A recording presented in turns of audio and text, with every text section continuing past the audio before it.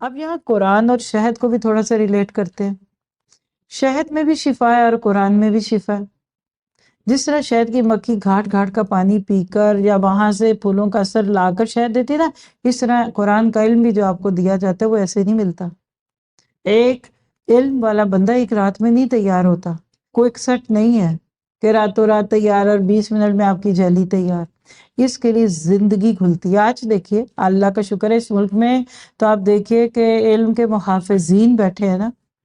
پوری دارالفتہ کمیٹی کو دیکھیے، جامعہ ام القریٰ کو دیکھ لیجئے، مدینہ یونیورسٹی کو دیکھیے، ریاض یونیورسٹی کو دیکھیے. پورے اسلام کا جو عرب کلچر ہے وہ تو آپ کو ادھر ہی دکھتا ہے نا. ادھر کے مراجع کے عرب ملکوں میں، ویسٹ میں رہنے والے ہر نوجوان کی ایک خواہش ہے. آپ کو بتاؤں کیا؟ بڑی اہم بات کہنے والی ہوں ماؤں کو.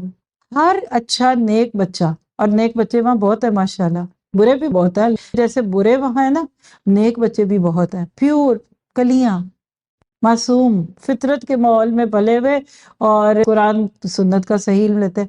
آپ ان سے جا کر پوچھیں ان کی خواہش کیا؟ کہتے ہیں ہم سعودیہ جا کے پڑھنا چاہتے ہیں، ہمیں کسی یونیورسٹی میں داخلہ مل جائے، یہ کریں.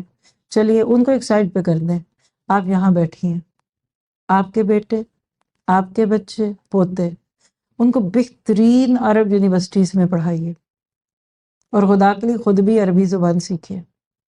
عرب میں رہ کر 10-20 سال چلے گئے، آپ کو عربی نہ آئی، اس سے بہت بڑا خسارہ ہے. جو ناروے میں رہ کر 20 سال رہ کے کسی کو نارویجن نہ آئے، نہیں آتی تو نہ آئے. امریکہ میں رہ کر کسی کو انگلش نہ آئے، اٹس اوکے. پیرس میں رہ کے آپ کو فرینچ نہیں آئی، اٹس فائن. بٹ آپ کو اگر عربی نہ آئی تو بہت بڑا نقصان ہے.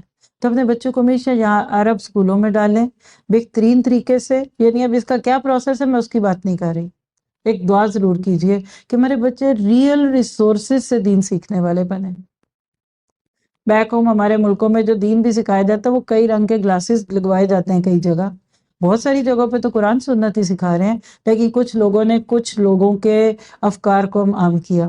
تو قرآن کے علم کو بھی پھیلانا یہ دین کا ایک بہت بڑا حصہ ہے.